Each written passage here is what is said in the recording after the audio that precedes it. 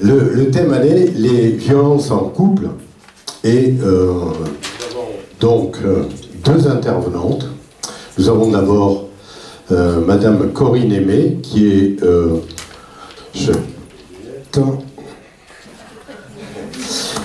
c'est écrit gros, mais je me donne une qui est présidente de l'association La Maison de Simone, que vous connaissez peut-être, qui est une structure pessacaise de lutte contre les violences faites aux femmes, et Corinne Aimé, non, Corinne Aimé, oui, j'en suis là, quoi. Donc abordera les thèmes suivants: l'histoire, le fonctionnement, les difficultés et les perspectives de cette structure. En introduction à... Franchement, ça marche pas.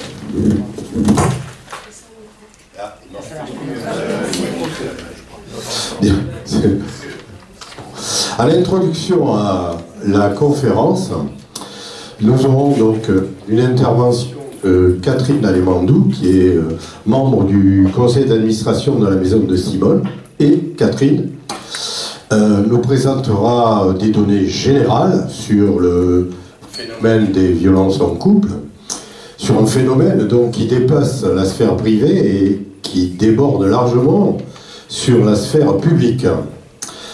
Et ce phénomène, d'ailleurs, nécessite des réponses militantes et des réactions des pouvoirs publics. Voilà. Donc voilà le menu de ce soir. Et je vais laisser la parole à nos intervenantes. Donc Catherine va d'abord introduire le sujet et ensuite aurons une intervention de Corinne. Il faut mieux prendre le micro? Oui, ah oui. Ouais. Ah oui. Bon. D'accord. Moyen technique, ça c'est du... Mais non, voilà.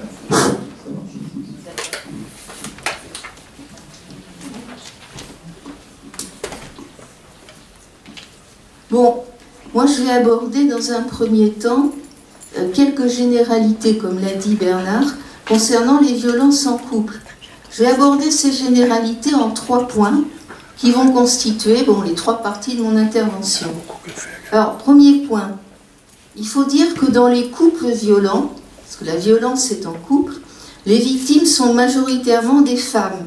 Et cela non seulement en France, mais aussi en Europe et dans le monde, du moins dans les pays où on peut exploiter les données. L'importance de ces chiffres, notamment des homicides commis à l'encontre des femmes par leurs compagnons ou ex-compagnons, porte le débat sur la scène internationale et devient un enjeu sociopolitique majeur. Ça sera la première partie. La deuxième partie, ce sont les mouvements féministes qui ont largement contribué en France et ailleurs, aux USA, en Angleterre, au Canada, à faire émerger de la sphère privée à la sphère publique cette problématique et à organiser les prises en charge des victimes. Ça, c'est la deuxième partie. La troisième partie, la complexité des ressorts de la violence en couple nécessite une approche plurielle, psychologique, notamment dans la prise en charge, mais aussi culturelle, juridique et politique. Avant d'aborder la première partie, j'ai essayé de définir les violences conjugales. Alors, moi, je donne celle de la Fédération nationale Solidarité Femmes, qui est une structure, mais dont on reparlera. Il s'agit d'une association qui regroupe plusieurs structures prenant en charge les femmes. On en reparlera au cours de la présentation et du débat. Alors, qu'est-ce qu'elle dit, la FNS? Elle dit: la violence conjugale est dans une relation privée ou privilégiée, une atteinte volontaire à l'intégrité de l'autre, une emprise, un conditionnement dont il est difficile de se sortir. Oui, oui. Elle constitue la forme la plus fréquente de violence entre les femmes. Elle fait partie de l'héritage patriarcal qui est caractérisé par le déséquilibre des rapports de pouvoir entre les sexes dans nos sociétés. Elle peut prendre différentes formes: physiques, sexuelles, psychologiques, économiques. Ces privations d'autonomie confiscation des revenus, des véhicules, des papiers. Ces formes peuvent se manifester de manière isolée ou combinée. Marie-France Irigoyen, bon ça c'est un nom qu'il faut retenir quand on s'intéresse à la question, elle est psychiatre, elle a été formée en victimologie et elle a beaucoup travaillé sur la violence et le harcèlement dans le champ professionnel. Et elle a écrit en 2005 « Femmes sous emprise, les ressorts de la violence dans le couple ». C'est très intéressant comme lecture. Dans cet ouvrage, elle fait une différence entre l'agressivité, les conflits, qui selon elle sont une tendance naturelle dans une relation de couple, ouais, elle n'a peut-être pas tort, et la violence, laquelle procède d'une volonté de domination, d'assujettissement de l'autre, niée dans son intégrité. L'Organisation mondiale de la santé donne la définition suivante: tout acte de violence au sein d'une relation intime qui cause un préjudice ou des souffrances physiques, psychologiques ou sexuelles aux personnes qui en font partie. Donc 2 tentatives de définition. Alors, j'aborde la première partie par des chiffres. Alors, les chiffres, j'ai pas pu trouver des chiffres de 2018, il n'y a pas. Mes chiffres, ils datent de 2016. Alors, en France, la délégation aux victimes, émanation du ministère de l'Intérieur, a réalisé une étude nationale sur les morts violentes au sein des couples en France. 123 femmes ont été tuées par leur partenaire ou ex-partenaire officiel. Alors conjoint, concubin, pacsé ou ex, bon, petit ami, amant, etc. Rapporté à l'année, cela représente donc un chiffre totalement effarant. En 2016, une femme est décédée tous les 3 jours sous les coups de son compagnon. Alors, intéressant après le reste des statistiques, 34 hommes ont été tués par leur partenaire ou ex-partenaire intime, dont 3 au sein de couples homosexuels, 123, 34, hein, et 34 hommes quand même, et 25 enfants mineurs sont décédés, tués par un de leurs parents, dans un contexte de violence au sein du couple. Nous avons parlé des homicides, citons maintenant des statistiques portant sur le nombre de violences faites aux femmes dans les couples. Ça, c'était les homicides, maintenant, c'est les violences. Ces chiffres publiés en 2007, qui sont plus récents, émanent de l'enquête menée par l'INSEE et l'ONDRP, Observatoire national de la délinquance et des réponses pénales, auprès des femmes âgées de 18 à 75 ans entre 2012 et 2017. 225 000 femmes ont été victimes de violences physiques et ou sexuelles de la part du conjoint. Il s'agit d'un nombre moyen sur un an, puisque l'enquête porte 2012-2017, donc il faut faire un rapport sur une année. Sur ces 225 000 femmes, 3 sur 4 déclarent avoir subi des violences répétées. Il est important de dire que cette estimation est en deçà de la réalité. En effet, l'enquête n'interroge pas les femmes vivant en foyer, en centre d'hébergement ou les personnes sans domicile, ni les femmes qui vivent dans les départements d'outre-mer. Or, dans les départements d'outre-mer, les statistiques sont lourdes. D'autre part, l'enquête ne rend pas compte des violences psychologiques et ou économiques. Alors, 19% seulement des femmes déclarent avoir porté plainte, soit moins d'une femme sur 5. Autre élément statistique, toujours selon la même enquête, à la même date, 93 000 femmes âgées de 18 à 75 ans déclarent avoir été victimes de viol ou de tentatives de viol. Et dans 45% des situations, l'agresseur est leur conjoint, compagnon ou ex. Une victime sur 10 seulement déclare avoir déposé plainte. Alors ça, c'est les chiffres en France. Alors, ces chiffres, est-ce qu'il y a des chiffres dans le monde ? Alors, il faut dire quand même, par souci un peu de rigueur, que les statistiques dont nous disposons, jamais on a la méthode qui a servi à interroger ces femmes. Alors, les chiffres, il faut les prendre comme ils ne sont pas forcément très rigoureux. Alors, ces statistiques datent de 2013 et proviennent d'un rapport de l'OMS, l'Organisation mondiale de la santé, à partir d'une base de données concernant plus de 80 pays. D'abord, dans un premier chiffre qui permet de mesurer l'ampleur du problème. 38% des meurtres de femmes sont le fait de leur partenaire intime. 38%. Un deuxième chiffre concerne les violences non suivies de meurtres. Ah oui, elles ne meurent pas toutes. 700 millions de femmes sont victimes de violences conjugales. 30% de toutes les femmes ayant eu une relation de couple, 30%, ont subi des violences physiques et ou sexuelles perpétuées par leur partenaire intime. Je n'ai pas trouvé de données sur les violences psychologiques ni sur le pourcentage des plaintes déposées. Alors, c'est en Asie du Sud-Est, puis en Afrique subsaharienne, que les pourcentages des femmes victimes de violences, que le pourcentage est le plus élevé. Mais le taux est important aussi dans les pays andins, Amérique centrale, Amérique du Sud, et en Asie du Sud aussi. Alors, l'OMS qualifie les violences conjugales de problème mondial de santé publique, d'ampleur épidémique. C'est le terme qu'ils emploient. Alors, en Europe, l'Agence des droits fondamentaux de l'Union européenne fait état en 2014 d'un nombre impressionnant d'homicides commis par un partenaire intime. Sur le total des homicides, 38,6% de femmes ont été tuées, 6,3% d'hommes. Il y en a quand même un peu des hommes. Presque 7 femmes par jour sont décédées. C'est énorme.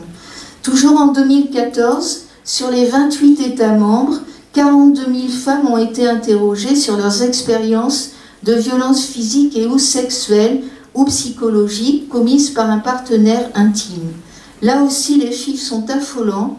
Depuis l'âge de 15 ans, une femme sur 5 de l'échantillonnage a subi des violences physiques et ou sexuelles et presque 1 sur 2 des violences psychologiques.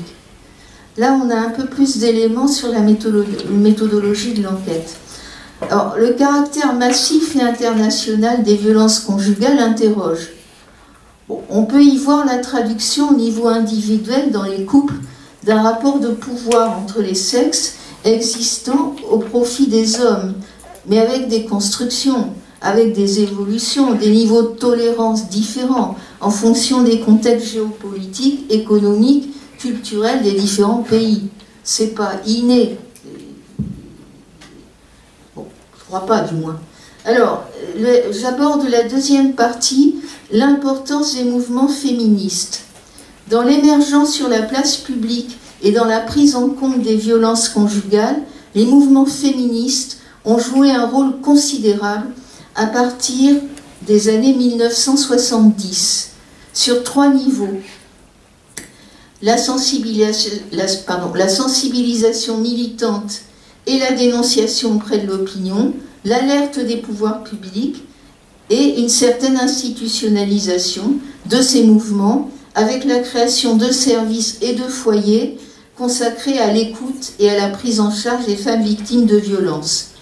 Mais cependant, avant les années 70, il y avait déjà des prémices de dénonciation des violences conjugales. Voilà, 4, 5...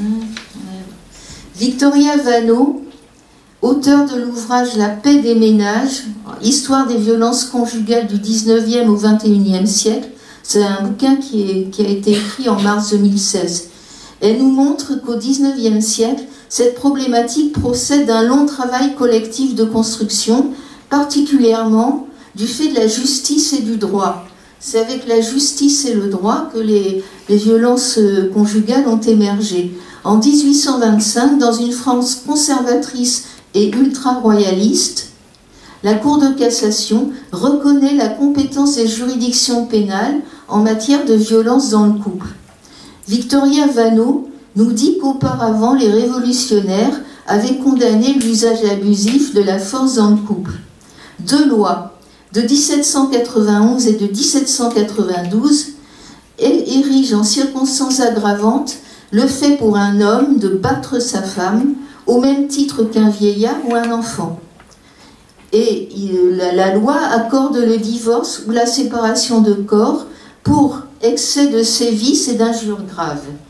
Or, le Code Napoléon, il n'a pas du tout repris ces dispositions.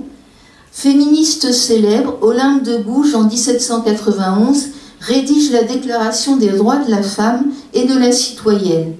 Puis, plus tard, en 1837, George Sand dénonce le mariage. Elle dit cette prostitution légale. En 1843, Flora Tristan combat les inégalités dont sont victimes les femmes. Un CHRS de la PAFET, dont nous parlerons, s'appelle le Centre Flora Tristan. Plus proche de notre époque, le deuxième sexe de Simone de Beauvoir dénonce et analyse les pesanteurs qui aliènent les femmes, dont le mariage et la maternité. Or, les pouvoirs publics prennent en compte la spécificité des problèmes des femmes. En 1974, sous la présidence de Giscard, Françoise Giroud deviendra la première secrétaire à la condition féminine. En 1981, sous Mitterrand, Yvette Roudy, qu'on connaît bien à Pessac, devient ministre déléguée des droits de la femme. Dans les années 60-70, même si la lutte pour le droit à la contraception et à l'avortement est au cœur du mouvement féministe, notamment du MLF, ce dernier parle des femmes battues et publie c'est le terme qu'on employait à l'époque, les femmes battues, et publie en 1972 dans Le Torchon Brûle des témoignages de femmes violentées ou victimes de violences dans leur couple. À partir de 1975, certains groupes féministes se spécialisent dans la lutte contre les violences conjugales en France en créant des structures d'hébergement semblables aux refuges créés à la même époque dans d'autres pays, USA, Angleterre. 1978, création du premier centre Flora Tristan à Clichy-Châtillon, dans la banlieue parisienne. D'autres structures se mettent en place, les maisons des femmes et le CNDF, association plus généraliste avec des déclinaisons locales. En 1977, ces groupes se coordonnent, puis donnent naissance en 1987 ou 86 à la Fédération nationale Solidarité Femmes, réseau d'associations engagées ensemble pour la défense des droits des femmes et la lutte contre les violences conjugales. Depuis 2007, la Fédération nationale Solidarité Femmes gère le service d'écoute national, le 3919, service d'écoute et d'orientation auquel les femmes peuvent faire appel. Actuellement, la Fédération regroupe plus de 64 associations réparties sur le territoire. En Gironde, 4 associations sont spécialisées dans la lutte contre les violences conjugales. La Maison de Simone, voilà, dont on parlera, la PAFET, c'est la première, Solidarité Femmes Bassin, nous avons des représentants dans la salle, et ACD2F, qui est une association médocaine, Action contre les violences faites aux femmes. Voilà. On pourra décliner leurs activités dans le débat. Voilà. Alors, nous allons parler des chiffres. Maintenant, nous allons parler de la nécessité d'une approche plurielle du phénomène des violences en couple. Violences conjugales existant dans la plupart des pays du monde, on pourrait être tenté de privilégier une approche psychologique, à laquelle on assignerait une valeur universelle. N'existe-t-il pas un profil d'homme violent ou un profil de femme victime de violence? L'enquête nationale réalisée en France en 2000 par l'INED, l'Institut national des études démographiques, et l'INSEE, des statistiques, vient démentir cette approche, tout en mesurant et en qualifiant pour la première fois les violences commises dans le cercle privé du couple et de la famille. Sur un échantillon représentatif de 6 970 femmes âgées de 20 à 59 ans, une femme sur 10 a subi des violences verbales, psychologiques et ou sexuelles.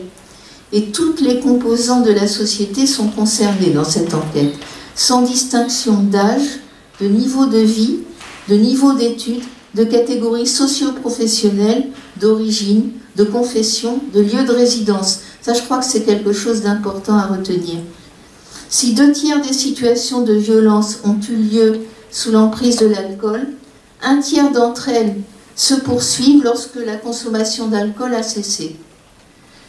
Certains psychiatres ont cependant tenté de dresser quelques profils d'hommes violents, davantage dans la perspective de les soigner que de définir un profil type.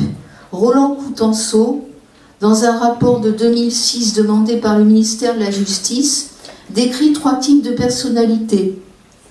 Bon, j'ai repris ces termes. Personnalité à tonalité névrotique, alors il dit dans le spectre de la normalité, ils seront accessibles, les hommes, à une psychothérapie individuelle. Ces hommes violents, d'après lui, seront plus accessibles à une psychothérapie individuelle. Mais la grande masse des sujets violents, ce sont des personnalités mal structurées, fragilisées par une instabilité, une agressivité, une peur de l'abandon, égocentriques, comme pas mal d'hommes d'ailleurs. Ils seront moins accessibles à une psychothérapie, mais davantage à des techniques de travail en groupe de parole. Et enfin, des personnalités très marquées à dimension paranoïaque ou mégalomaniaque sont ces termes. Or, ceux-là, on ne peut pas les soigner, d'après ce qu'il dit. Et les femmes, sont-elles des victimes ressentant une satisfaction d'ordre masochiste à être objet de sévices? Marie-France Irigoyen, ainsi que d'autres auteurs canadiens et américains, surtout canadiens, préfèrent parler de vulnérabilité. Cela ne signifie pas qu'en raison d'une pathologie, une femme attire ou provoque ce genre de situation, mais simplement que face à ce type d'agression, certaines d'entre elles vont présenter une moins grande résistance. Il y a une différence. La notion d'emprise est alors avancée, certains auteurs la comparant à des techniques de conditionnement utilisées sur des prisonniers de guerre ou des otages. Il s'agit d'un processus qui s'impose dans la relation, séduction, préparation psychologique à la soumission, privation de tout libre arbitre. Dans les couples, les violences se déroulent le plus souvent selon un cycle en 4 phases. Mais ça, avec ton autorisation, je vais le passer, parce que je pense que tu vas en parler. Pas trop, parce que tu devais le faire. Alors, la phase de temps... Oui, mais toi, tu en parleras de façon vivante. Bon, enfin, j'y vais. La phase de tension, montée de la violence, souvent verbale et psychologique. La femme se bloque. Bon, l'homme l'agresse, elle se bloque, et elle s'efforce de calmer le jeu pour faire baisser la tension. La phase d'agression, dans laquelle peut intervenir la violence physique. La femme a peur, mais sous emprise, elle se soumet. Et après la phase d'excuse et de contrition, l'homme cherche à annuler ou à minimiser son comportement. Il peut rendre sa compagne responsable. Elle l'a provoqué, après tout, elle l'a bien mérité. Et puis après la phase de réconciliation, c'est ce qu'on appelle la lune de miel.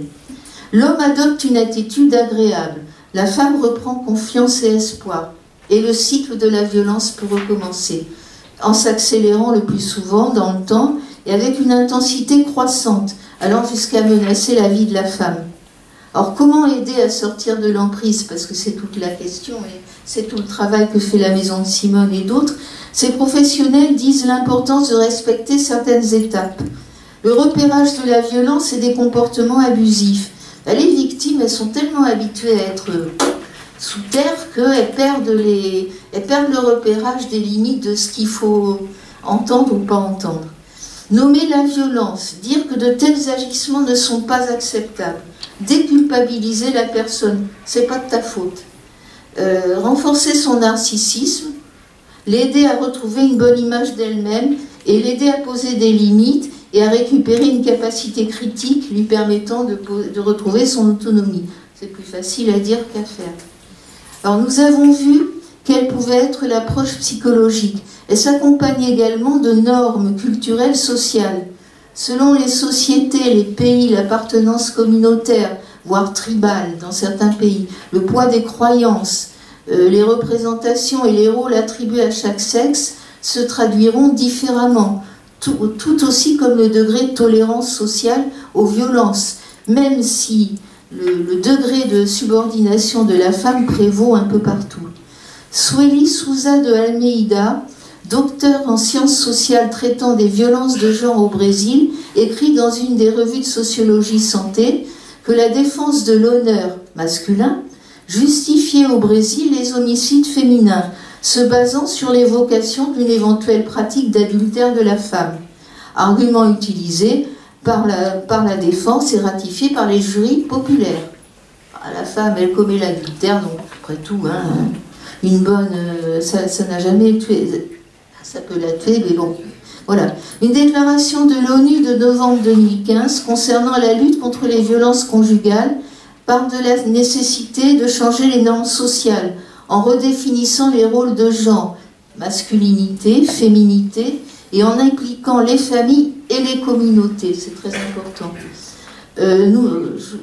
J'ai fait une petite recherche sur le Cambodge, mais on n'aura pas le temps, si dans le débat peut-être.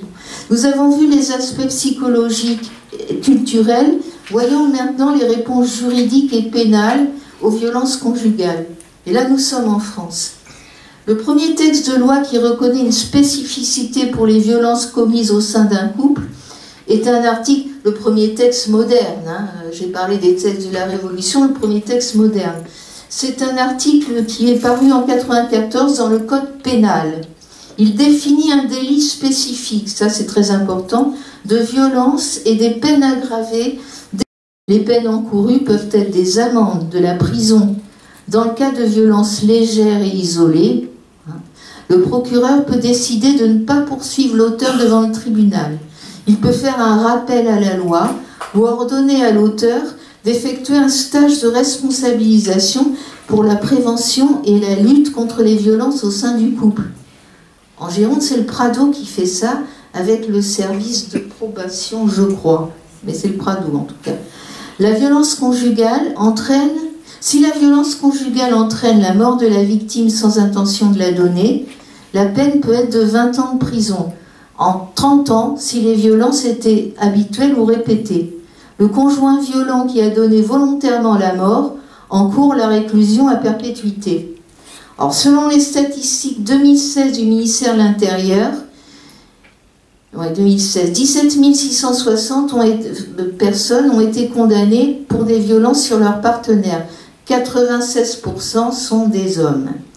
Près de 1500 ordonnances de protection ont été prononcées. C'est pas mal.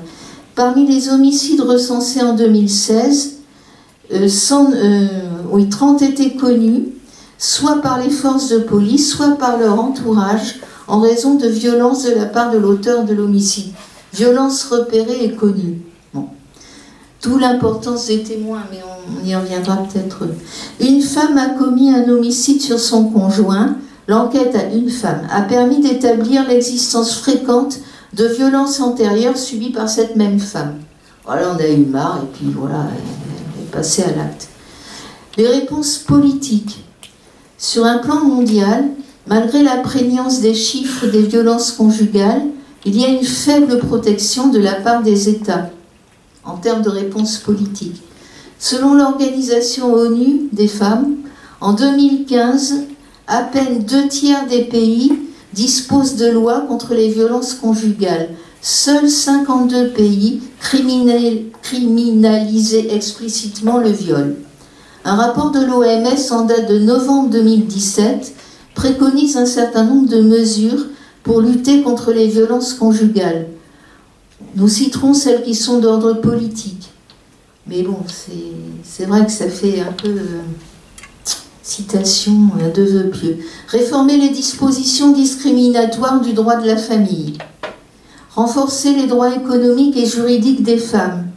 Éliminer les inégalités entre sexes dans l'accès à l'emploi salarié et à l'enseignement secondaire. Ouais.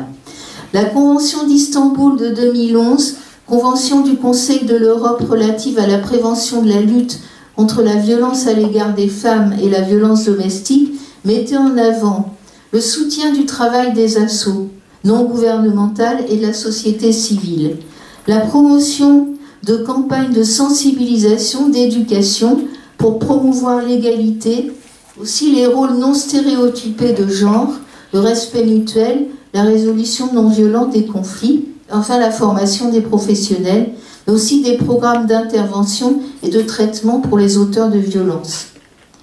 En France, les pouvoirs publics financent les assos chargés de l'accompagnement et de l'hébergement des femmes victimes de violences depuis plusieurs années. Et les gouvernements successifs, quelle que soit leur couleur politique, établissent des plans de mobilisation et de lutte contre toutes les violences faites aux femmes. Nous en sommes au 5e. En 2004, le premier plan contenait les axes suivants. Renforcement et soutien des assos et du partenariat entre les différents acteurs, accroissement de la sensibilisation des professionnels et de la communication envers le grand public, prévention des violences dès l'école. Marlène Schiappa, la secrétaire d'État aux droits des femmes et à l'égalité entre les femmes et les hommes, ne propose pas de mesures nouvelles. Elle entend renforcer l'offre d'hébergement d'urgence, un objectif de 5000 places devant être atteint. Bon. Caroline Haas, responsable de l'association Oser le féminisme, précise que le budget de l'État consacré aux droits des femmes ne représente que 0,006% du budget de l'État. La loi du 3 août 2018, elle est récente, renforçant la lutte contre les violences sexuelles et sexites, ne propose rien de nouveau. Or, moi j'ai beaucoup apprécié la discrétion de l'article 19 qui dit « Prise en compte de la poursuite de la mise en œuvre des plans interministériels de lutte contre les violences faites aux femmes et aux enfants et les moyens nécessaires à cet effet. » Voilà. Pour conclure ces quelques généralités, nous pouvons dire que la problématique des violences conjugales est une réalité transnationale dont la prise en compte dépend des contextes géopolitiques, culturels, juridiques. Pourtant, moi il me semble, comme le dit l'historien André Burguière, puis je vais le plagier, que l'émancipation légale et sociale de la femme est le grand phénomène de ces 30 dernières années. Pas si vous serez d'accord, moi je trouve que si. Mais cela n'empêche pas la persistance d'une nature structurelle de la violence à l'égard des femmes, fondée sur le genre, avec un lien de subordination.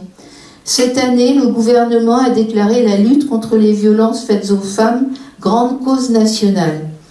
La Fédération nationale Solidarité Femmes a obtenu le label Grande cause nationale 2018. Alors ça lui donne quoi? Pas de subvention, mais la possibilité de diffuser sur les réseaux publics, radio et télé, et des campagnes médias. Bon, vous me direz, c'est déjà pas mal, mais bon. Avec 32 autres associations, la Fédération s'est penchée sur les moyens de prévention des violences conjugales, dont nous avons très peu parlé, les moyens de prévention, peut-être dans le débat. Un exemple, intégrer le sujet des violences faites aux femmes dans des scénarios de dessins animés pour changer l'image des femmes et sensibiliser les jeunes publics, les petits, en combattant les stéréotypes sexistes.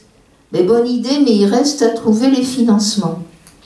Alors, pour ma part, ça c'est ma position perso, je pense qu'en France, une réelle prise en compte des violences conjugales nécessiterait la mise en place d'une politique publique, prenant un caractère obligatoire, mobilisant les services publics, tout comme je fais un parallèle avec la lutte contre les maltraitances à enfants. Parce que dans les couples où il y a un conjoint violent, les enfants y trinquent, on en parlera. Alors, je pense que ça devrait prendre un caractère obligatoire. Alors, de même que la lutte contre la maltraitance à enfants est un élément de la politique de protection de l'enfance inscrite dans le Code de l'action sociale et des familles, c'est la Bible de l'action sociale, avec des financements pérennes et obligatoires, une évaluation des dispositifs. Or, ce sont les associations qui sont en première ligne, sursubventionnées mais contraintes d'aller souvent à la pêche au financement. Certaines d'entre elles sont même confrontées à des fermetures. Le journal L'Humanité du 11 septembre 2018 relate la lutte d'une association pour défendre à Lorient l'existence d'un centre d'accueil de jour pour femmes victimes de violences. Faute de financement, il est menacé de fermeture, ce centre. La préfecture, elle a préféré donner des subventions pour privilégier les programmes de déradicalisation. Or, le nombre de femmes victimes de violences en couple ne diminue pas en France, bien au contraire. Gérard Collomb, il paraît qu'il va être maire de Lyon, Gérard Collomb lui-même, le 6 septembre, dans sa conférence de presse sur la sécurité publique, fait état d'une augmentation de 8% des atteintes à l'intégrité des personnes. Et à l'intérieur de ces 8%, il y a 80% de hausse des violences à l'encontre des femmes au sein de la famille. Voilà, moi j'ai assez parlé.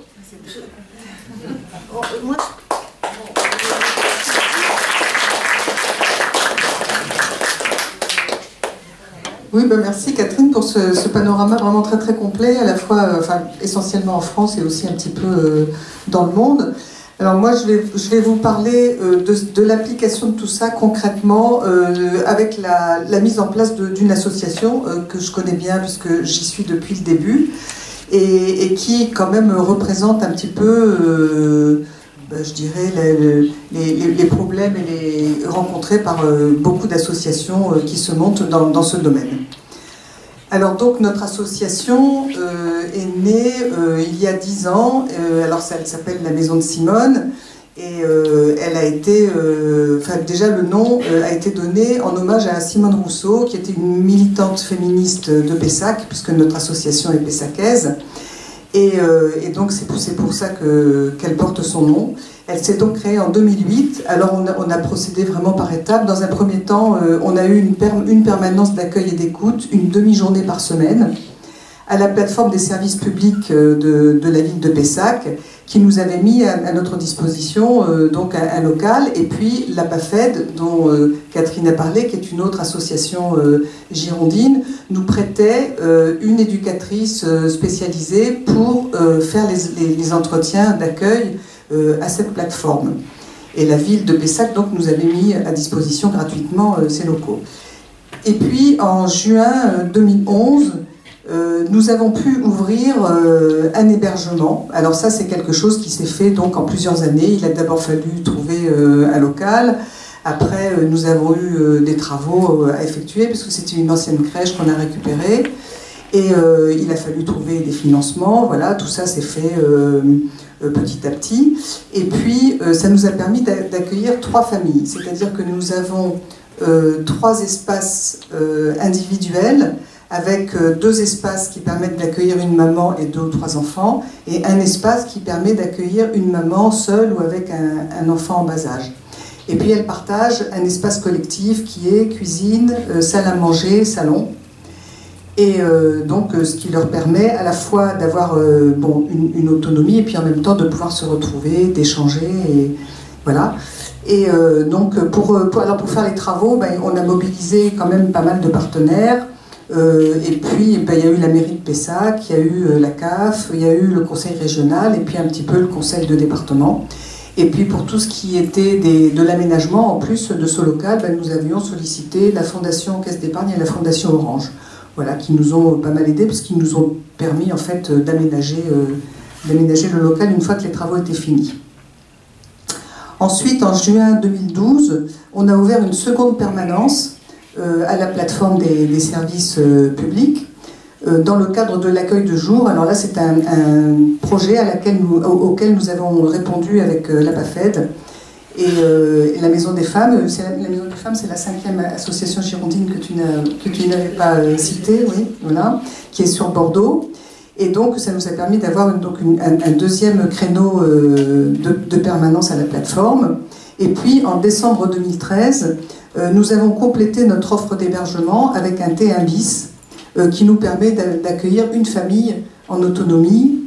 Et ça, nous souhaitions le faire parce que nous étions aperçus que les femmes, notamment celles qui avaient vécu en foyer, il y avait certaines femmes qui ne souhaitaient pas être dans un espace collectif et donc qui refusaient d'être hébergées. Et donc on a pensé qu'avoir un espace autonome, ça pouvait aussi aider certaines femmes qui avaient mal vécu ces quelques années qu'elles avaient vécu en foyer. Voilà.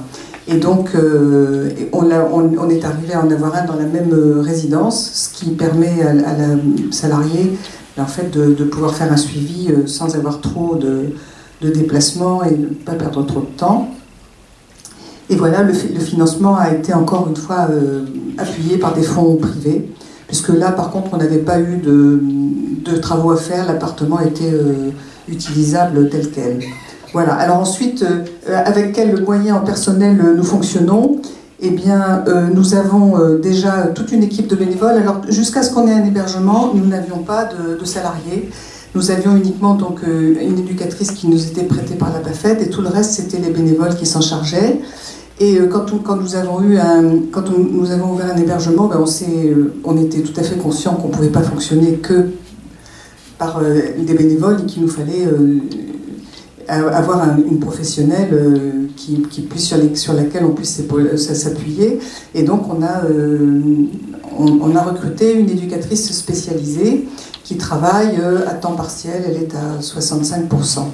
Et puis les bénévoles, alors il y a une douzaine de bénévoles actuellement qui ont été formés. Alors c'est la Fédération nationale Solidarité Femmes qui fait la formation de base.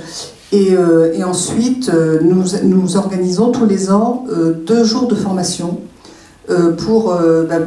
sur des thèmes particuliers. Ça peut être du juridique, ça peut être l'écoute, ça peut être en fonction des besoins que nous avons pour maintenir les bénévoles, déjà maintenir l'intérêt et puis leur fournir d'autres compétences qui leur permettent d'être plus à l'aise dans cette activité. Et puis nous avons également une psychologue qui intervient 10 heures par mois. Alors elle intervient 2 heures par semaine pour les femmes hébergées et leurs enfants. C'est-à-dire que les personnes hébergées la voient au moins une fois quand elles arrivent, et plus en fonction de leur situation et de leurs besoins. Et puis elle intervient aussi 2 heures par mois pour faire la régulation des bénévoles. Puisque effectivement, nous sommes une douzaine donc, de bénévoles, je vous le disais, qui sont en contact avec un public qui est tout de même difficile et qui ont besoin de parler des cas compliqués qu'elles ont rencontrés, d'échanger, voilà. Et donc nous avons une psychologue qui nous permet de faire cette régulation une fois par mois. Alors ça c'est pour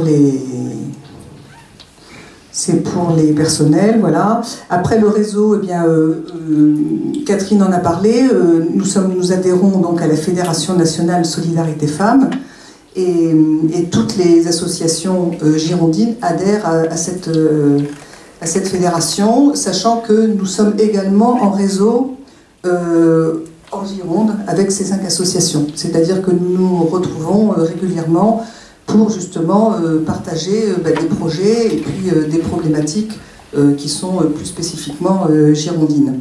Notamment, je ne vous cacherai pas que revient souvent le problème des financements, parce que ça devient de plus en plus difficile, les demandes de subventions, et donc nous avons besoin de nous regrouper et puis pour nous faire entendre. Voilà. Ensuite, nous travaillons en permanence avec un certain nombre de partenaires. Alors, nos partenaires sont essentiellement tous les acteurs sociaux de Pessac et de la Rive-Gauche, de la Cube. Alors, ce sont les MDSI, les CCAS, les centres sociaux. Nous travaillons aussi en lien avec le COVA, avec les bailleurs sociaux, la police nationale et municipale, la gendarmerie sur les municipalités, voilà, hors cube, les services publics, et de manière à ce qu'on puisse offrir le meilleur service aux familles accueillies, parce que le fait d'être en lien et de travailler en partenariat, ça nous fait souvent gagner du temps. Et voilà. Après, notre périmètre d'intervention, alors en gros, nous recevons des femmes essentiellement de la rive gauche de Bordeaux, mais ça nous arrive aussi d'en recevoir de la rive droite, bien sûr, et puis de la Gironde, hors communauté urbaine.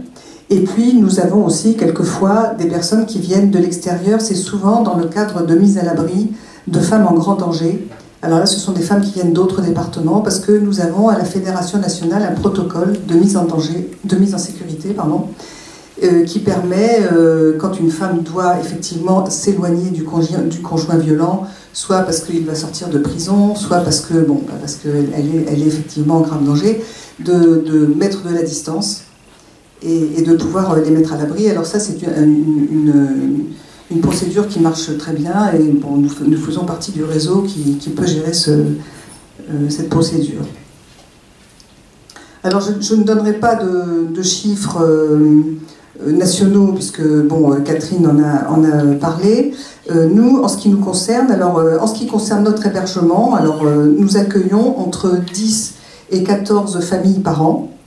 Ce qui fait, depuis le début, depuis l'ouverture, nous avons accueilli 80 femmes et 96 enfants, avec une durée moyenne de séjour allant de 3 à 6 mois, et un taux d'occupation supérieur à 90%. Nous avons même une année dépassé les 100% de taux d'occupation. Vous me direz c'est pas possible, mais en fait c'était possible parce que nous avions beaucoup de demandes, et il se trouve que on a eu des femmes qui étaient soit seules, soit avec un jeune enfant, et nous avons pu mettre 2 femmes dans un espace qui était prévu pour une seule famille, ce qui, enfin, c'est arrivé plusieurs fois, et donc on avait dépassé le taux de 100%.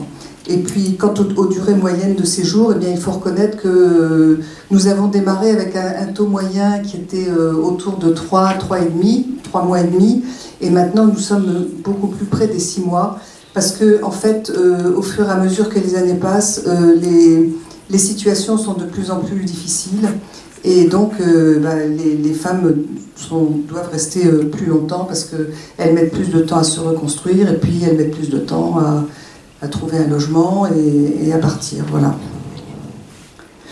Et ce qu'on peut dire aussi par rapport à l'hébergement, c'est qu'à chaque fois qu'une place se libère, nous instruisons en moyenne 5 dossiers.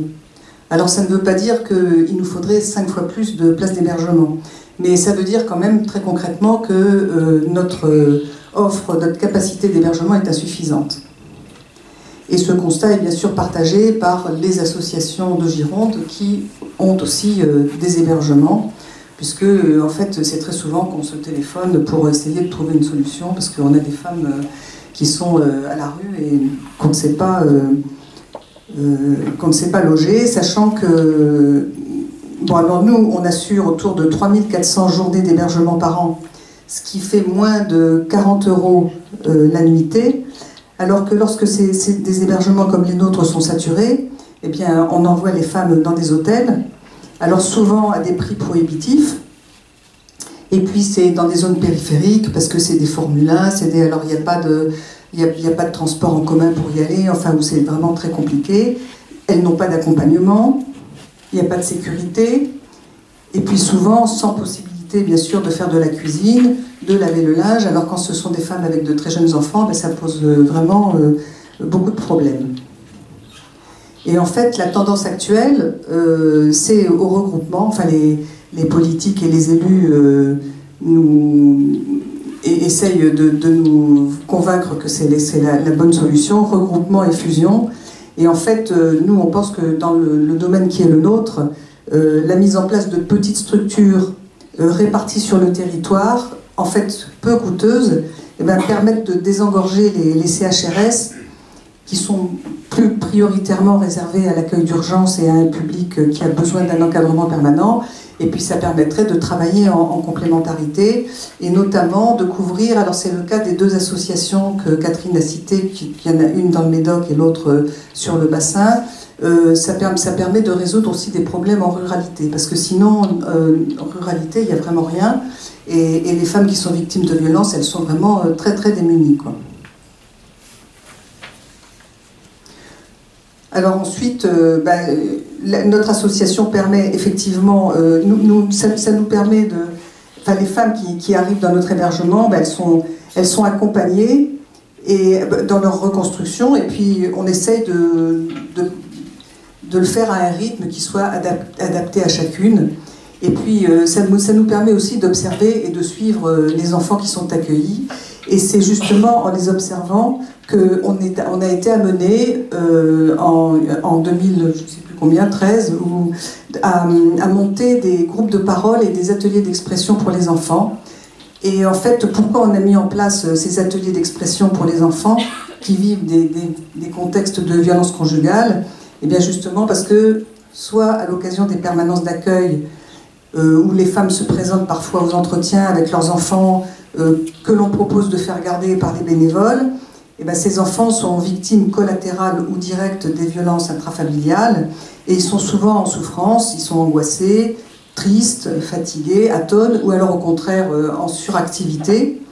Et ces constats de souffrance ont été confirmés avec l'ouverture de notre structure d'hébergement, qui nous permet d'observer et de suivre les enfants accueillis sur une durée moyenne donc de 4 mois, et donc on a quand même le temps de les observer. Et puis par ailleurs, les échanges que nous avons régulièrement avec nos partenaires, des MDSI, du CCAS, des CAF, de la CAF, ont confirmé l'utilité de ce type d'action, parce qu'en fait, il n'existait pas en Gironde d'espace collectif d'expression pour les enfants qui vivent ces situations de violence intrafamiliale. Donc, alors au-delà de la prise en compte du vécu actuel des enfants, nous savons aussi, par ailleurs, que leur maintien durable dans des situations de violence intrafamiliale les prédispose à des risques de répétition à l'âge adulte, d'où la nécessité de travailler sur la prévention en leur proposant des moyens d'expression. Alors il nous a donc paru souhaitable de mettre en place, à leur intention, un espace d'expression à partir d'activités choisies. Parallèlement, nous souhaitions ouvrir un groupe de parole. Pareil, c'était en réponse à une demande des femmes accueillies, ainsi que des travailleurs sociaux partenaires, tous conscients que la sortie durable des violences conjugales nécessitait un travail de fond sur la durée. Donc les expérimentations de ces types, notamment, alors ça c'est pour les femmes, il y a déjà eu des groupes de parole bien sûr, qui ont été menés par la PAFED et le CIDF, et avaient montré tout leur intérêt. Donc la réflexion menée conjointement à destination des enfants et des femmes nous ont amenés à retenir le principe d'une expérimentation de fonctionnement des 2 actions aux mêmes heures, sur un même site, dans des salles séparées, donc chaque groupe étant accompagné par une psychologue clinicienne et une éducatrice spécialisée. Donc les mamans viennent avec leurs enfants, et les mamans sont au groupe de parole, et les enfants participent aux ateliers d'expression. Alors côté famille, ce dispositif permet aux femmes de se libérer plus facilement pour les inciter à faire profiter leurs enfants de ces ateliers d'expression. Et puis côté association, parce que souvent les femmes aussi ne voulaient pas venir au groupe de parole parce qu'elles ne savaient pas quoi faire de leurs enfants. Côté association, l'organisation mise en place permet un travail séparé avec chacun des publics, mais aussi l'observation des relations mère-enfant. Et puis ensuite, alors ça se passe en 2 temps, c'est-à-dire qu'il y a l'accueil, après chaque groupe fait son atelier ou le groupe de parole, et ensuite l'éducatrice et la psychologue débriefent sur chacun des groupes, et ensuite elles mettent en commun. Et le partage des informations entre les 4 professionnels après chaque séance, ça permet de mieux comprendre les adultes, les enfants et le lien parent-enfant. Donc ça nous permet aussi de travailler sur le lien parent-enfant. Et voilà, alors ça c'est peut-être un peu, je rentre dans le détail, mais dans un premier temps on avait envisagé 2 espaces pour les mamans, pour les enfants, et puis finalement rapidement on s'est aperçu de la nécessité de prévoir un 3e espace, parce que il y a quelquefois des mamans qui ne pouvaient pas se séparer de leur enfant, ou vice-versa, des enfants qui ne voulaient pas se séparer de leur maman, donc on avait prévu un 3e espace transitionnel pour permettre aux mamans de se séparer de leur enfant en douceur. Voilà. Alors là c'est pareil, ces groupes de parole et ces ateliers d'expression, il a fallu les financer. Et puis on n'a jamais eu de financement pérenne, donc chaque année il a fallu aller à la pêche aux subventions. Une année nous n'avons pas eu de subvention, donc nous avons été obligés d'arrêter cette activité, et puis nous l'avons reprise quand nous avons eu de nouveau des moyens. Ça a été un petit peu long à remettre en place, parce que autant les gens n'avaient pas prévu, notamment les enfants n'avaient pas bien compris pourquoi ça s'arrêtait tout d'un coup. On a eu un peu de mal à les remettre en place, et puis finalement là ça s'est arrêté définitivement en juin, parce que nous n'avons plus de financement. Alors nous allons essayer, nous n'avons pas abandonné l'idée de travailler avec les enfants, mais nous le ferons sous une autre forme, et plus ciblée uniquement sur les enfants hébergés, parce qu'il faut dire que ces ateliers d'expression et ces groupes de parole étaient ouverts à des gens de l'extérieur. C'était pour les femmes victimes de violences et leurs enfants, mais ce n'était pas spécifiquement uniquement les gens que nous hébergions. Voilà, alors ça j'ai un peu plus zoomé sur l'hébergement. Et puis sinon, en dehors de l'hébergement, il y a donc la plateforme d'accueil et d'écoute, pour laquelle nous recevons, pour vous donner quelques chiffres, nous recevons entre 120 et 140 personnes par an, ce qui représente autour de 200 entretiens, puisqu'il y a des femmes qui viennent plusieurs fois, des femmes avec lesquelles nous avons des suivis. Hein. Et alors quels sont les publics accueillis? Alors autant en ce qui concerne l'hébergement, Nous n'accueillons que des femmes, puisque ce sont les mêmes critères que les logements sociaux. Donc nous n'accueillons que des femmes qui ont de faibles revenus et qui sont dans des situations souvent assez précaires. Par contre, en ce qui concerne la plateforme d'accueil et d'écoute, eh bien, nous accueillons tout public et nous avons effectivement, bien sûr, des populations précarisées, mais pas que. Nous avons tous les milieux sociaux. Et pas plus tard que cet après-midi, nous avons reçu une femme d'un commandant de bord de Air France, qui elle-même était ancienne hôtesse de l'air. Voilà. Donc ça touche vraiment tous les milieux.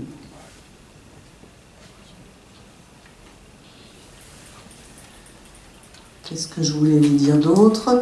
Bon, quelques mots peut-être de la fédération. Bon, Catherine en a parlé beaucoup. Enfin oui, alors il y a effectivement le 3919 qui est le numéro unique national, voilà.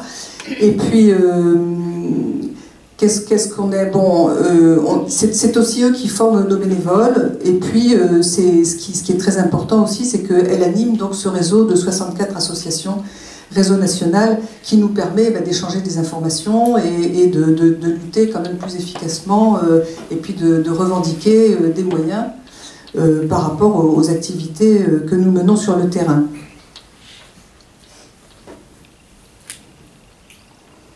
Alors ce qui est sûr, c'est que ça c'est aussi avec la fédération que nous travaillons là-dessus. Nous sommes souvent amenés à interpeller les politiques. Alors en grande partie aussi sur des problèmes juridiques. Catherine en a parlé, il y a des lois qui ont avancé et qui vont dans le bon sens. Par contre, il y a un certain nombre de points, dont deux en particulier, sur lesquels on a un peu de mal à se faire entendre et qui sont pourtant très importants.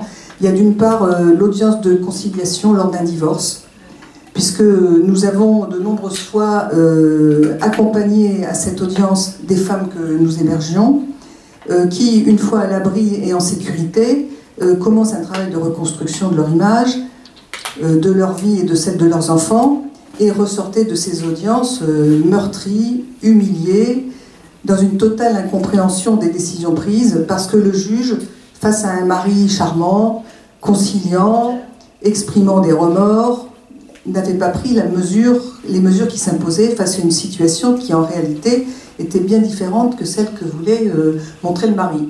Et donc ces femmes ressortaient de là dans une incompréhension totale, parce qu'en fait elles n'avaient pas obtenu ce qu'elles voulaient, et voire même elles étaient prises pour des menteuses, quoi, hein.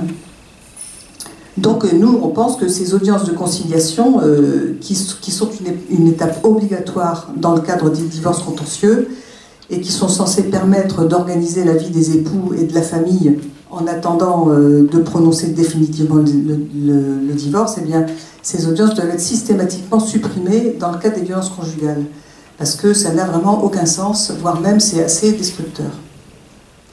On l'avait obtenu une année avec le procureur ici au tribunal de Bordeaux. On avait obtenu une audience, et les 5 associations étaient venues, enfin peut-être 4 parce qu'à l'époque le bassin n'était pas encore créé, et il avait entendu, et donc sur Bordeaux il n'y avait plus de conciliation pour les cas de divorce lors de violences conjugales.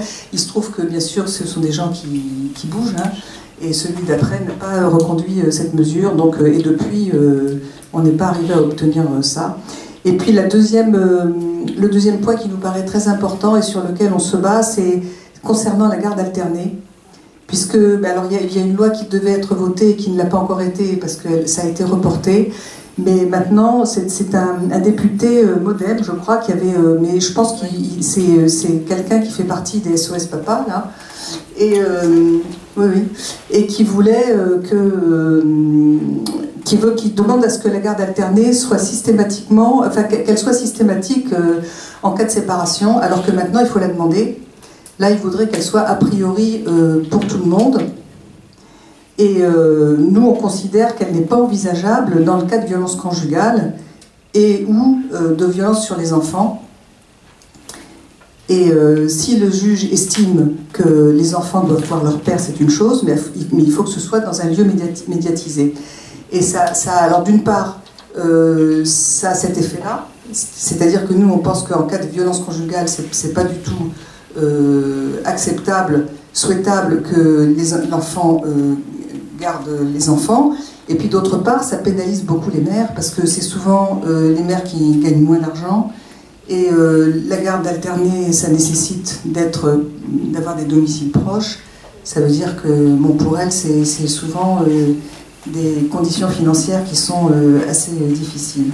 Alors qu'à l'heure actuelle, la garde alternée, il faut la demander, mais quand elle est demandée, elle est quasiment dans tous les cas acceptée.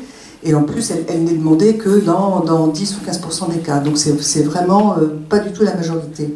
Et on pense qu'à l'heure actuelle, ce qui se passe à l'heure actuelle est suffisant pour pouvoir gérer le problème, quoi. Ensuite, alors concernant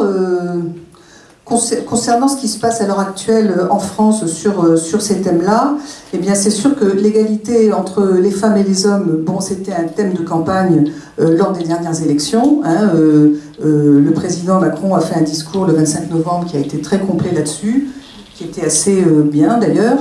Et puis, poussé par la vague de violences sexistes dans le sillage de l'affaire Weinstein, eh bien, le gouvernement a choisi de faire de l'égalité homme-femme une grande cause du quinquennat, ce dont a parlé Catherine, parce qu'il n'est en effet pas tolérable d'afficher tous les ans les statistiques des violences conjugales comme celles des accidents de la route. Les violences faites aux femmes ne sont pas accidentelles et c'est un phénomène social et culturel. Alors nous pensons que les mesures concrètes qui accompagnent le plan sont justes et bienvenues, tant dans le domaine de l'accompagnement des victimes que de l'éducation et du combat culturel en faveur de l'égalité, ainsi que du renforcement de l'arsenal répressif. Le problème, c'est qu'il semble que le point faible reste les moyens qui sont alloués à cette cause. Et dans un contexte de fortes restrictions budgétaires, on s'interroge quand même sur les moyens qui seront mobilisés pour les associations d'accompagnement des victimes, comme les nôtres, mais aussi pour la police, pour la gendarmerie, la justice, l'éducation nationale et plus généralement, en fait, tous les ministères concernés. Parce que concrètement, sur le terrain, on n'a pas vu d'augmentation, on a plutôt vu des diminutions, à la fois de moyens, et puis c'est vrai que l'État est censé sensibiliser et former tous les corps de métiers qui sont au contact de ces publics, et concrètement, c'est vraiment un ipsilon ce qui est fait parce que les moyens ne sont pas du tout... il faut dire que ce sont des moyens considérables qu'il faudrait mettre en place, hein, mais les moyens ne sont pas du tout au rendez-vous. Donc voilà, en fait, notre lutte sur le terrain, nous, hein, c'est depuis plus de 30 ans, puisque la Fédération a fêté ses 30 ans effectivement l'année dernière. Pour certaines associations du réseau, nous sommes engagés au quotidien contre les violences faites aux femmes. Et ce que nous vivons depuis quelques mois, ça constitue une indéniable source d'espoir et d'énergie.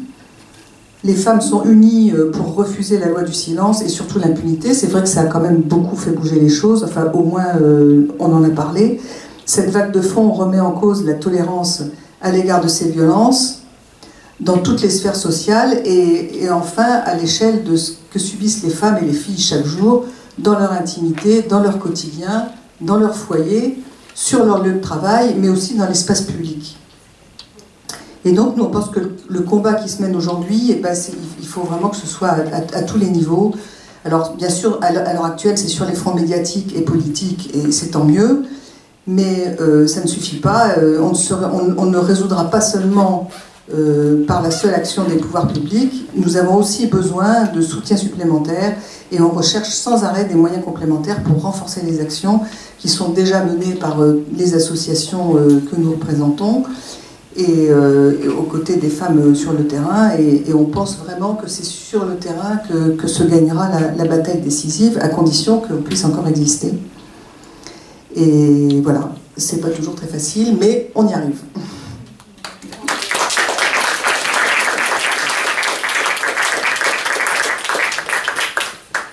Bien, merci à nos deux intervenantes pour leurs interventions respectives. Maintenant, nous allons passer à... on va commencer par l'homme, puisqu'il a le premier. à la séance des questions. Excuse-moi Bernard de démarrer, hein, un peu les questions. Alors, en fait, le premier exposé a évoqué les coutumes et les croyances. Et la question qui me vient à l'esprit concerne un peu ces évolutions dans la population, en France par exemple. Alors bon, il faut se pencher sur, par exemple, des questions qui sont gravissimes, telles que celle des mutilations rituelles. Hein. C'est quelque chose qui va être peut-être, disons, plus fréquemment rencontré, justement, compte tenu de ces mouvements de population. Et puis également les livres saints, hein, il y en a certains qui sont très longs à lire, puis il y en a d'autres qui sont pas longs. Alors c'est bien quand c'est pas long, sauf si on est évidemment vraiment mordu dans ces questions-là, et que, bon, on va lire des milliers de pages, mais le Coran, c'est pas long. Et puis il y a la sourate 4, et puis il y a le verset 34, où il est dit justement que finalement une femme battue, c'est finalement quelque part inspiré par une certaine transcendance. Alors ma question, c'est est-ce que vous allez pouvoir disposer de moyens supplémentaires pour faire face à des situations qui sont peut-être plus nombreuses aujourd'hui qu'elles ne pouvaient l'être dans le passé? Merci. Juste c'est pas une réponse, mais je crois que, je crois pas, je suis sûre, la maison de Simone, et puis je vais te passer le micro, a été sensibilisée à ces problèmes culturels. Donc, je ne sais pas si le terme culturel convient, mais coutumier, culturel. Bon. Et effectivement, il y a eu une volonté de formation par rapport à ces problèmes culturels, parce que la clientèle, c'est un vilain mot, mais le public reçu par la maison de Simone, il y a des gens qui sont d'origine maghrébine, d'origine comorienne, d'origine que sais-je, et qui présentent ces problèmes culturels, et on a des difficultés pour les accompagnants à comprendre. Donc vous avez Corinne. C'est-à-dire qu'effectivement, on a quelquefois ce type de public, voire on a eu des femmes qui étaient avec un mari radicalisé, ou voilà. Et c'est vrai que nous avons formé évidemment sur 2 jours, c'est des formations qui sont quand même, c'est déjà une première approche avec l'association MANA, on travaille avec l'association MANA, et globalement quand on a des problématiques un peu plus précises dans ces domaines-là, on travaille en collaboration avec ces associations qui ont l'habitude de recevoir ces publics et qui connaissent mieux, qui ont travaillé sur l'interculturalité. Voilà. Parce qu'il ne s'agit pas de les prendre de front, hein. Sinon c'est complètement stérile. Hein. Donc la difficulté, c'est effectivement d'arriver à rentrer dans leur univers pour pouvoir être accessible et... Ouais.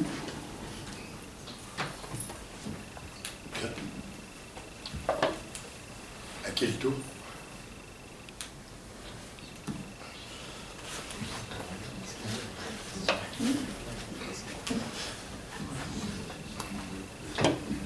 Bonsoir, juste une question. Vous avez beaucoup parlé en fait finalement dans votre intervention, c'est les femmes, bon, le couple, l'État, et c'est tout. Enfin je veux dire, et puis les associations, mais en dehors de ça, si c'est l'épidémie comme vous avez dit, on est tous concernés, je veux dire. Et donc comment se situe, on va dire, la société civile, c'est-à-dire la famille, les tiers, moi j'ai déjà vu une femme agoniser, enfin crier à l'aide, et les gens se plaignaient du bruit. Enfin, il y a peut-être aussi d'autres problèmes que... Enfin, il y a des acteurs qu'on a complètement ignorés, et si on est tous concernés, comment on fait pour aller au-delà? Oui, votre question est très intéressante parce que c'est la question des témoins. Hein, c'est-à-dire que c'est un peu comme la problématique des enfants battus, des enfants maltraités. On entend dans un immeuble crier ou dans une maison...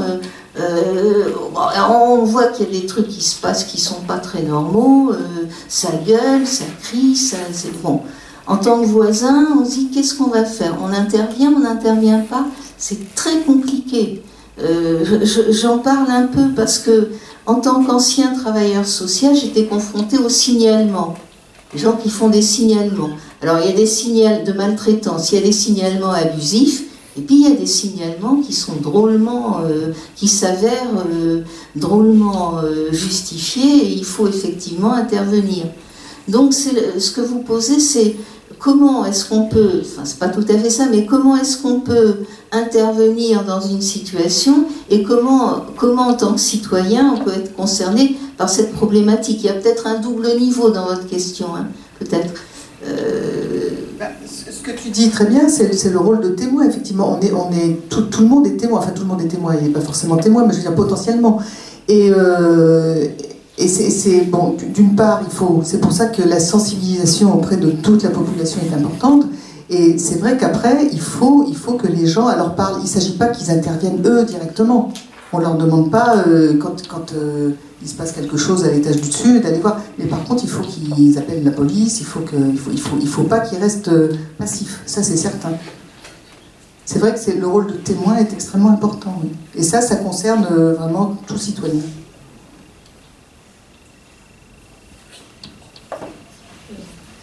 Le problème, excusez-moi, je n'ai pas l'habitude de m'entendre au micro.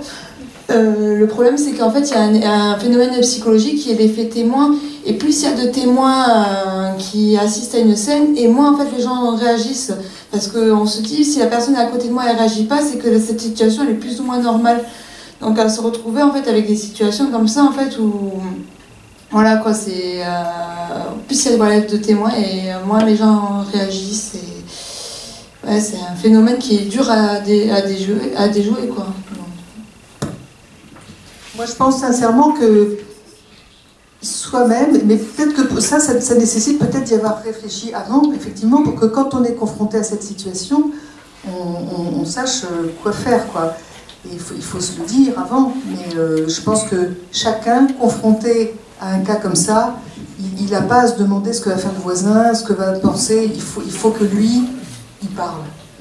Voilà. Oui, il faut bon, c'est un automatisme. Oui. Et c'est pas facile, hein, parce que moi je sais que on est quand même un petit peu habitué à recevoir ces publics et à entendre leurs histoires. Ce que disait Catherine sur le cycle des violences, en fait, on s'aperçoit que toutes les femmes connaissent ça, c'est-à-dire que c'est pas pour rien que ça a été un petit peu théorisé, parce qu'en fait c'est quelque chose qui revient systématiquement. Et ben, moi ça m'est arrivé au dernier étage de l'immeuble d'avoir des scènes comme ça, et j'avais les genoux qui tremblaient, j'étais pas bien. Et c'est pas facile. Donc j'imagine bien que des gens qui n'ont pas réfléchi au problème et qui n'ont pas été confrontés à ça, ils ont tendance à vouloir rien avoir entendu, rien avoir vu, mais c'est vrai qu'il faut... Il faut responsabiliser les gens. Oui, c'est très important. Il y a des associations justement féministes qui donnent des conseils justement en tant que témoin comment réagir. Oui, bien sûr. Tout à fait. Oui. Question. Bon, bonsoir, merci.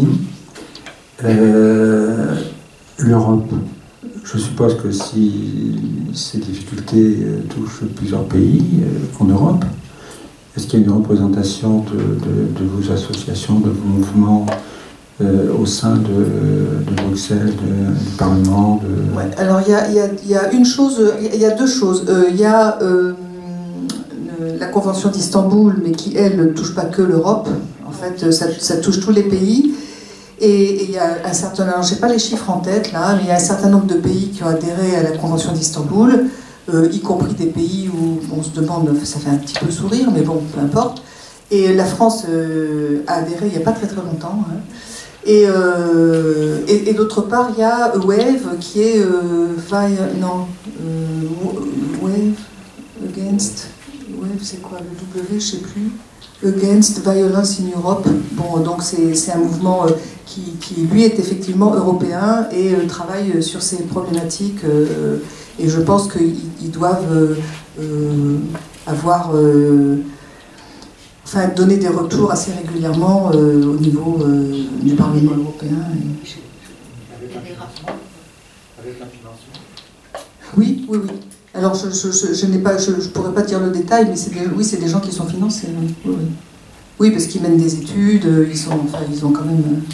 Vous dire que la maison de Simone ne pourrait pas prétendre... Non, mais par contre, on peut. Enfin, moi, j'ai déjà participé une ou deux fois à des réunions avec ce mouvement. C'est-à-dire que les gens qui participent, qui en font partie, viennent de différentes associations de tout le territoire et des différents pays. Par contre, on ne peut pas avoir des financements pour fonctionner, non. C'est deux choses différentes. Mais vos organismes de tutelle, dans votre partenariat de près ou de loin, de la même façon qu'un médecin travaille pour la Sécu, je pense que vous avez des organismes de tutelle qui vous coiffent un petit peu. Non ? Vous parliez par exemple du ministère de l'Intérieur, la police. Je pense que le ministère de l'Éducation nationale, pour les gamins, de près ou de loin, la santé. Non, il n'y a aucun ministère de tutelle qui couvre un petit peu, qui reçoit une information. Si tu veux, si, il y a un ministère qui s'appelle le ministère des droits, c'est pas les droits des femmes, c'est le, je sais plus comment il s'appelle, le ministère de Chiapa, l'égalité entre les hommes et les femmes, qui est le ministère, le secrétariat d'État, excuse-moi, parce que c'est un secrétariat d'État, c'est pas un ministère, qui est chargé de régler ces problèmes. Après, il n'y a pas de tutelle des associations. Il y a des associations qui ont des financements, qui sont, Corinne l'a dit, du département, de la région, beaucoup du département, de la région, de la préfecture, mais il n'y a pas de tutelle en tant que telle. Si, on pourrait dire c'est le ministère de Chiapa qui a... Mais non, c'est pas, il n'y a pas de dépendance de ces associations. Par exemple, il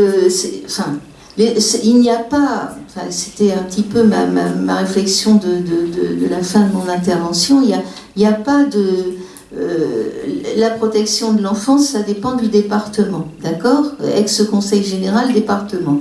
La maison de Simone ne dépend pas du département. La maison de Simone et les autres associations n'ont pas de ministère de tutelle. Elles vont à la course au financement, elles vont demander des financements, mais qui ne sont pas des financements obligatoires. En termes de législatif. À la limite, je dirais comme n'importe quelle association. Hein. C'est loi 1901 et on fonctionne exactement de la même façon que le club de pétanque ou... mais dans le sport, il y a quand même un ministère du tutelle, c'est le ministère de la jeunesse. Oui, mais les financements sont locaux pour les associations. Oui, mais vous pouvez être aussi appuyé par le ministère de la jeunesse et du sport. Nous, on est appuyés par la fédération, mais qui n'ont eux-mêmes, ils sont en difficulté financière, donc c'est compliqué. Ça j'entends. Mais si précisément, d'un point de vue politique, vous avez, parce que la difficulté, elle est là, c'est une reconnaissance sur le plan politique. Il y a des acteurs qui, quelque part, c'est un peu cloisonné, comme dans beaucoup de domaines, je suppose, chacun défend un peu sa paroisse. Est-ce que c'est pas là qu'il faudrait faire avancer un petit peu le...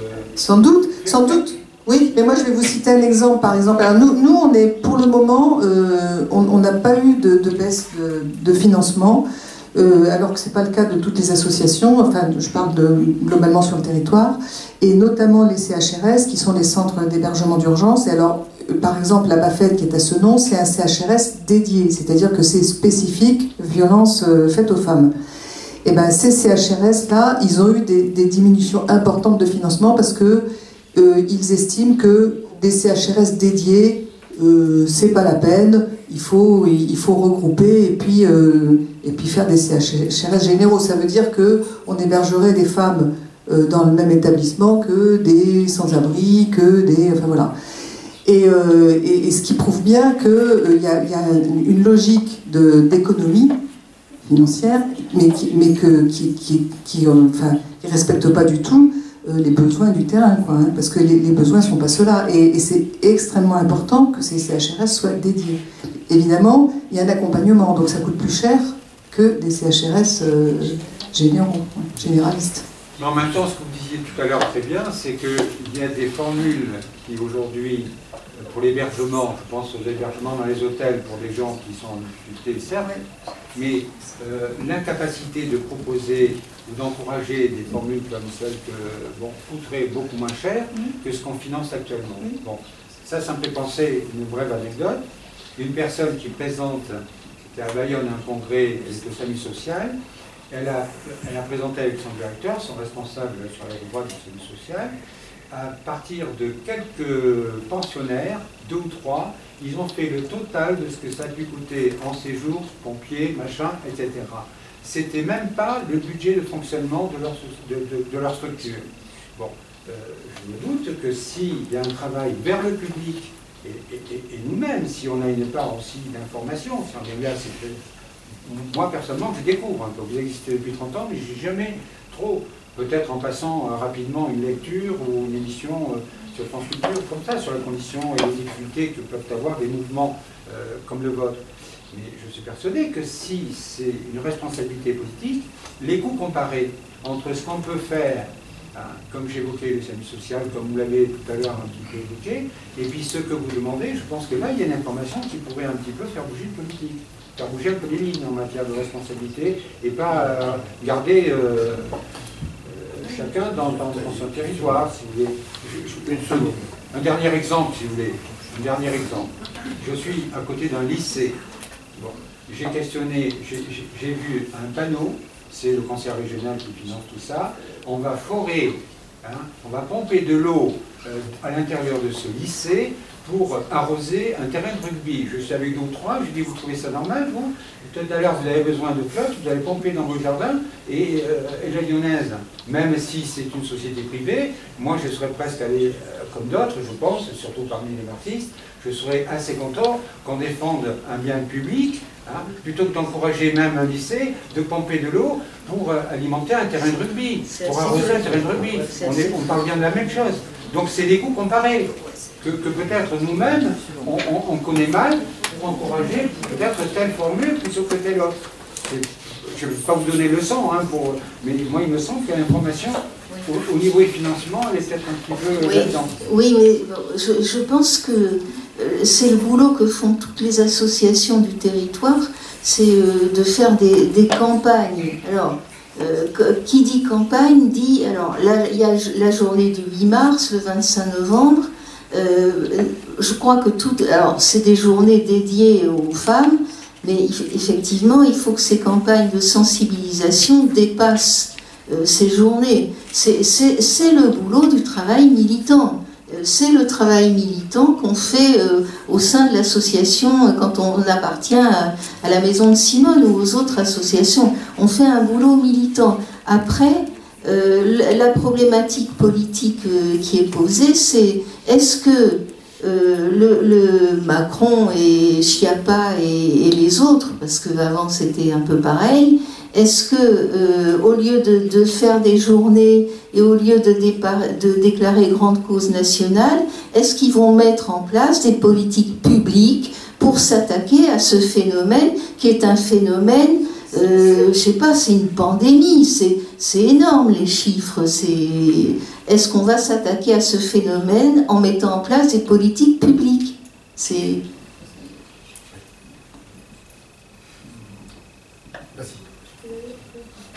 Bonsoir. Moi j'avais une question qui n'a rien à voir du coup avec le sujet qu'on vient d'aborder, mais est-ce qu'au sein de la Maison de Simone, du coup, quand vous faites des groupes de parole, vous donnez des outils aux femmes, vous faites des ateliers pour savoir comment réagir ou des alternatives sans qu'elles aient vraiment besoin, entre guillemets, de demander l'asile ou demander... pour celles qui ne sont pas dans des situations vraiment précaires mais qui ne savent pas forcément comment réagir, est-ce que vous avez... des outils à leur donner ou une espèce de coaching pour qu'elles puissent... disons que ça c'est pas forcément dans les groupes de parole, parce que les groupes de parole c'est plus spécifiquement pour que la parole se libère, quoi. Donc, voilà. Mais par contre ça c'est dans les quand on les reçoit en entretien, dans les permanences d'accueil et d'écoute. C'est-à-dire qu'il y a soit des femmes qui sont vraiment en danger et qu'il faut loger pour les mettre à l'abri. Et puis il y en a d'autres qui ne sont pas en danger immédiat, mais qui à terme doivent partir. Et déjà, alors on les accompagne dans les démarches. On leur donne aussi éventuellement des stratégies d'évitement, de manière à pouvoir temporiser jusqu'à ce qu'elles aient les moyens de partir définitivement. Donc ça, c'est fait au niveau des permanences, quand on reçoit les femmes, parce qu'on les reçoit et on fait aussi un suivi.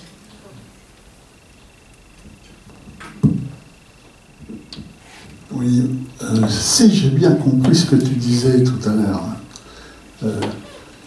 il y a une contradiction apparente dans, effectivement, l'action qui est menée, dans la mesure où, d'un côté, on parle d'une association privée de citoyens, etc., et tout, qui essaye de donner une réponse à une question sociale, n'est-ce pas, qui devient non plus une question sociale, mais un problème social, hein, au niveau, je dirais, d'un agenda à la fois politique et d'une analyse sociologique des choses, n'est-ce pas, hein? Et donc, à partir de ce moment-là, ce qui est questionné, c'est effectivement quelle politique publique.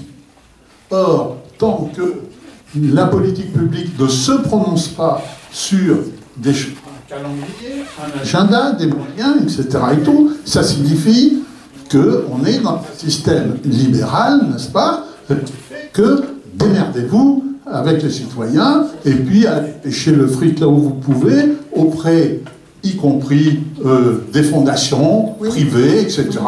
Hein, n'est-ce pas? Mais d'ailleurs, c'est encouragé, ça. Hein. Voilà, hein, voilà. Et donc, si tu veux, la question, elle est que tant qu'il n'y a pas une politique publique de déclarer, clairement, effectivement, on en est réduit à ces difficultés, alors effectivement, énormes, qui fait que plus de financement, etc. Et, tout, et c'est une bataille de tous les jours épuisante.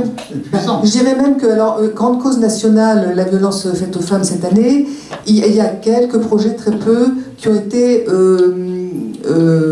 lancés par le gouvernement, notamment d'un chat qui pourrait, bon, ce qui est sans doute pas une mauvaise idée, notamment tourner vers les jeunes, hein, puisqu'il y a beaucoup de qui pourraient répondre aux interrogations, etc. Mais en fait, à chaque fois qu'ils ont lancé quelques projets, ils ont mis les grosses associations comme la Fédération, comme Osons le féminisme, en concurrence, c'est-à-dire au lieu de mettre en place des projets fédérateurs, ils les liguent les uns contre les autres. Et ça, oui, mais ça, c'est pas bon pour... par rapport à ce que tu dis, ça va à l'encontre, quoi. Hein, ça va complètement à l'encontre. Alors, un coup dur qui a été porté aussi aux associations, ça a été la suppression des emplois aidés. Parce qu'il y en a qui ont des moyens limités, enfin l'essentiel des associations, et il y en a qui fonctionnaient avec quelques contrats aidés, et du coup, ils ont des gros soucis de fonctionnement, quoi. Juste un dernier point, c'est ce qui a été cité concernant les enfants, n'est-ce pas, où vous avez mis en exergue le fait qu'il s'agissait de mesures de prévention, n'est-ce pas, hein, et de santé mentale pour toute cette catégorie d'enfants. Quid de la psychiatrie? Alors, si on parle de l'état de la psychiatrie dans notre département, c'est un tel désastre qu'effectivement, on ne peut rien faire avec eux, à cause d'un manque de moyens complets, etc., et puis ils s'en foutent. Hein. Alors, c'est quand même assez dramatique, parce que si vous voulez, à la fois, on repère toute une population de gosses qui sont vulnérables à défaut de... Hein, avec des destins très, très aléatoires, et alors qu'il y a des centres d'hygiène mentale infantile, enfin, il y a quand même tout un dispositif qui existe, qu'on n'arrive pas à mobiliser, n'est-ce pas, et qui pourrait être au moins des points d'appui, si vous voulez, par rapport à ces catégories d'enfants qui, pour l'instant, sont laissés... Et les enfants que vous avez, ils ont quel âge? Oh nous, c'est pas au-delà de 16 ans, mais on en a très peu. Quand ils sont, quand vous les avez, mettons, 3 mois, 6 mois. Oui, et ben est-ce qu'ils continuent quand même une scolarité? Ah oui, est-ce qu'ils oui. sont dans ce cadre-là? Est-ce qu'ils sont suivis par un CESAD, par un PIS, par quelque... Bon, alors, ils continuent une scolarité, bien sûr, ils sont scolarisés à côté de l'hébergement, mais bon, pour rejoindre ce que disait Bernard, c'est-à-dire que nous, avec les ateliers d'expression, l'éducatrice et la psychologue détectent et orientent. Elles ne peuvent pas faire du suivi. Et on n'a pas les moyens, nous, de faire un suivi. Par contre, après, ce que dit Bernard, s'il n'y a pas un relais après pour suivre ces enfants réellement, il ne va pas se passer grand-chose. Hein. D'autant que quand ils sont victimes, ils ne parlent pas. C'est-à-dire qu'il n'y a pas d'expression symptomatique, souvent spectaculaire. Alors quand il y a, bon d'accord, là il y a des interventions, mais souvent... Hein, oui, alors c'est quand même l'intérêt des ateliers d'expression, c'est que ça permet de détecter quand même. Voilà. Mais ça suffit pas, hein, on est d'accord, après il faut soigner. Hein.